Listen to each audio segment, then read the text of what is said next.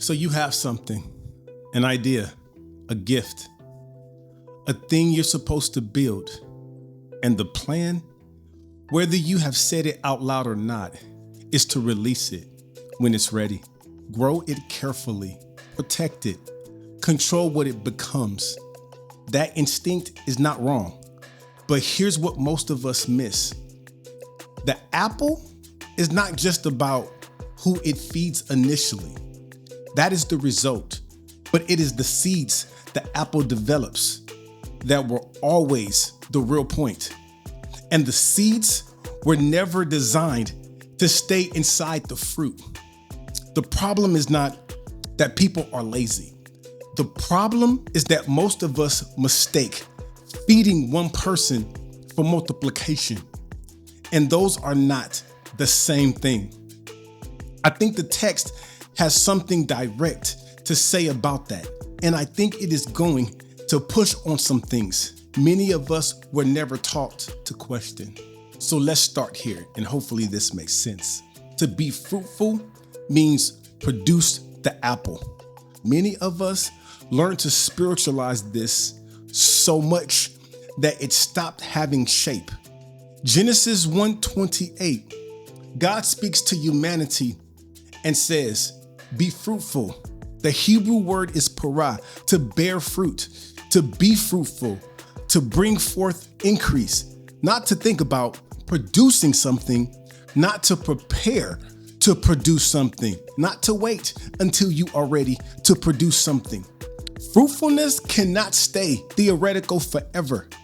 And what gets produced is the apple, the thing, the actual tangible thing that came out of what you carry, the business you built, the content you create, the community you started, the conversation you finally had, the work you finally released. That is the apple. And here's what is important to understand. The apple nourishes someone. That is part of its design. It was grown to be given. It was never meant to sit on the tree forever. At minimum, parah pushes us beyond intention. Fruitfulness eventually has to become real. And if you want to go deeper on that, I made a video about it that lays the full foundation. So watch it here, wherever they put the link. But for now, carry this one thing forward. The apple is real. You have one, and someone is supposed to be fed by it. That is where most of us stop though. And that is exactly where the problem starts. Look at somebody and say, the proof of concept is not multiplication. Just kidding.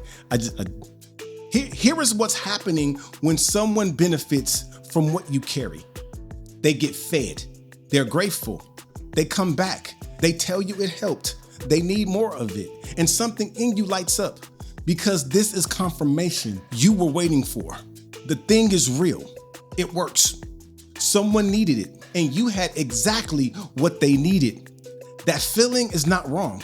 That moment is not small, but I want to name what that moment actually is, because most of us have been misreading it.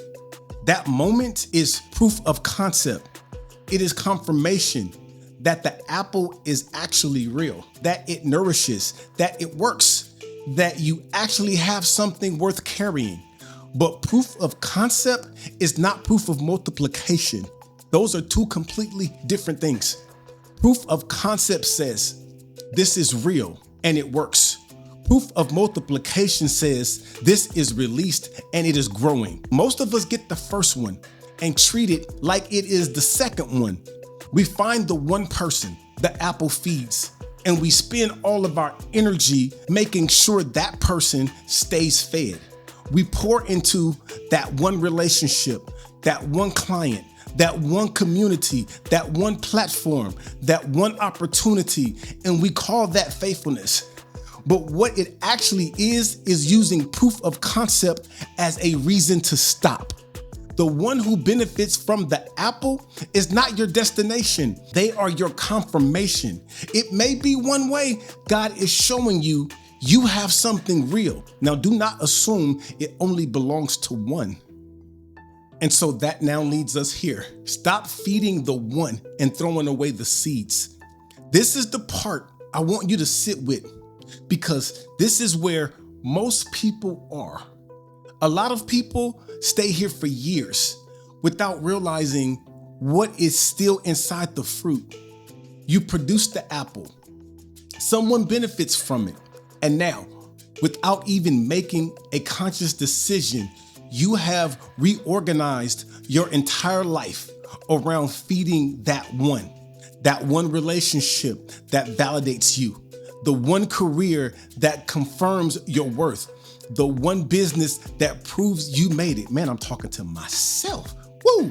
The one community that needs what you carry. I am tearing myself up right now. And every time you produce more fruit, it goes back to feeding that one over and over, season after season, apple after apple. And every single time you eat the fruit, you feed the one and you throw away the seeds, not because you do not care about what you carry, but because many of us were never taught to pay attention to the seeds inside the apple.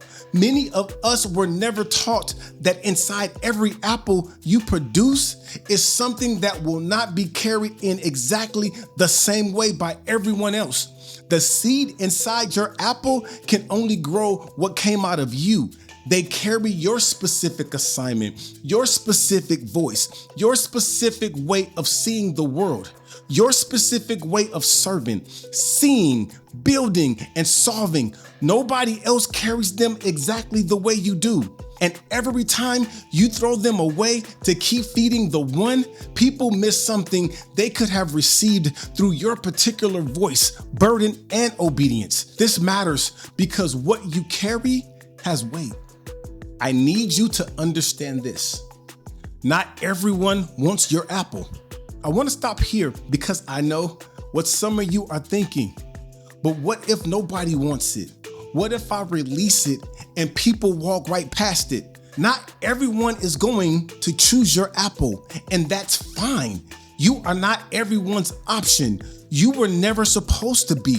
The person who walks past your apple is not a verdict on the apple. They are just someone whose hunger was designed for a different fruit. Let them go.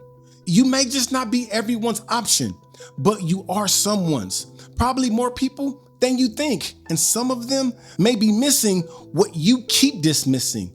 You are not for everyone, but you are for someone, many someones. And now that we got that out the way, understand this: to multiply is a separate command. Now here is where the text gets specific. Genesis 1:28 does not stop at being fruitful. Right next to the command to produce the apple is a second command, inseparable from it, set beside it, and completely distinct from it, and multiply. This framework of the apple and the seed helps us see something the text puts right in front of us. Fruitfulness and multiplication are connected, but they are not the same thing. In Hebrew, the word is rabah, to multiply, to increase, to become many. And in Genesis 1, it sits right beside parah.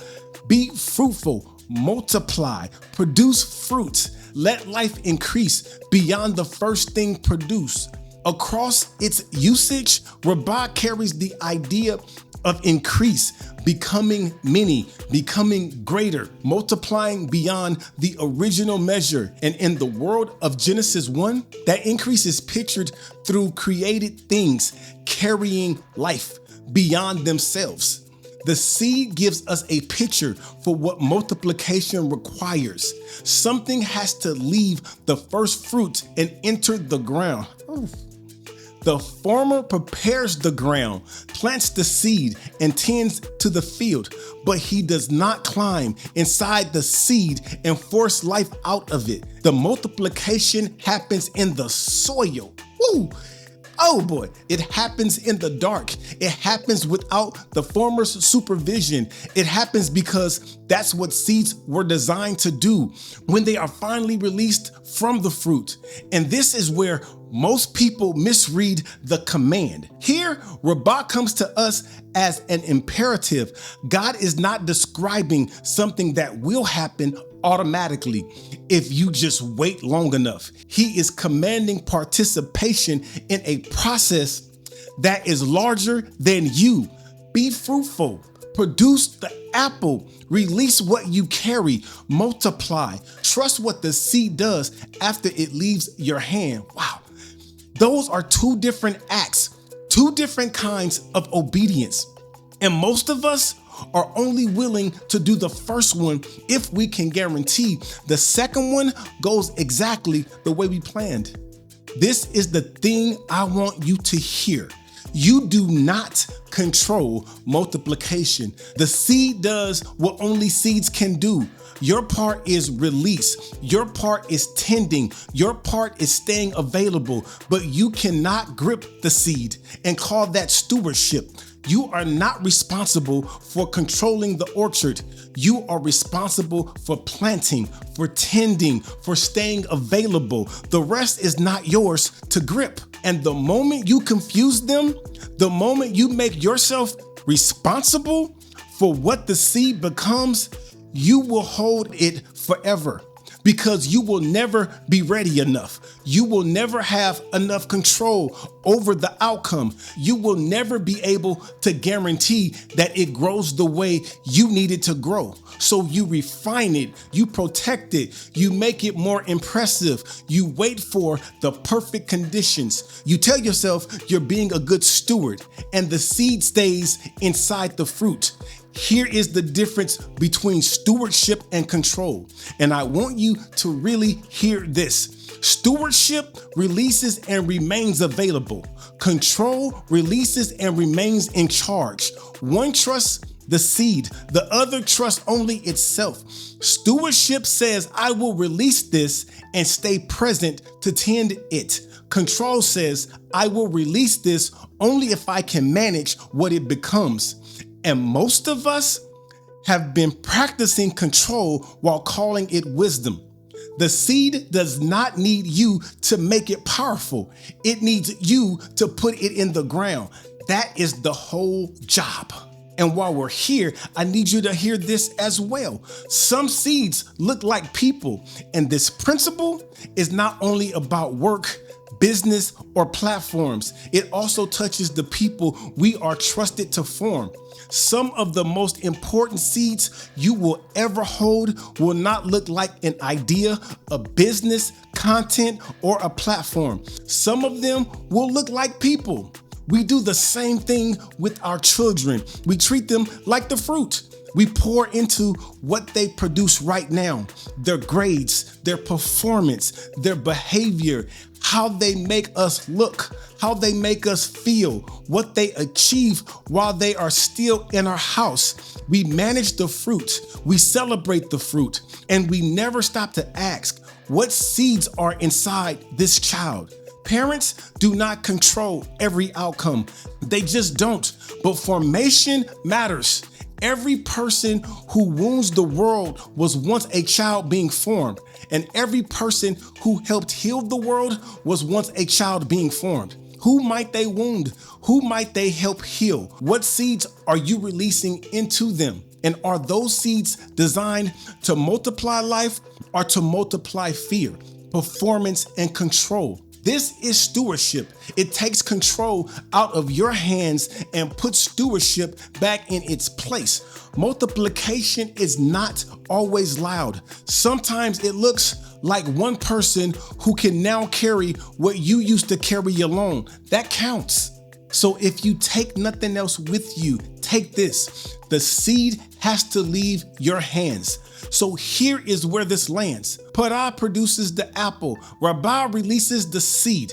Fruit feeds. Seeds multiply. And if the seed never leaves the fruit, then the fruit may feed one, but it never becomes more than you can personally hold. That is where many of us have been living. We have fruit. We have proof. We have confirmation that what we carry can nourish someone. But we keep the seed close enough to control, and then we wonder why it never multiplies. The next step is not always bigger. It is not always louder. It is not always public. Sometimes multiplication begins with one seed, leaving your hand, one idea shared, one person trained, one resource released, one conversation opened, one child formed with something deeper than performance, one piece of what you carry placed in the ground where it can become more than proof that you have fruit. Because the apple was never the finish line. The apple was evidence. The seed was the assignment, and the seed was never meant to stay inside the fruit. Now, if this gave you the language you needed, I want you to comment the word seed. You do not have to explain it publicly.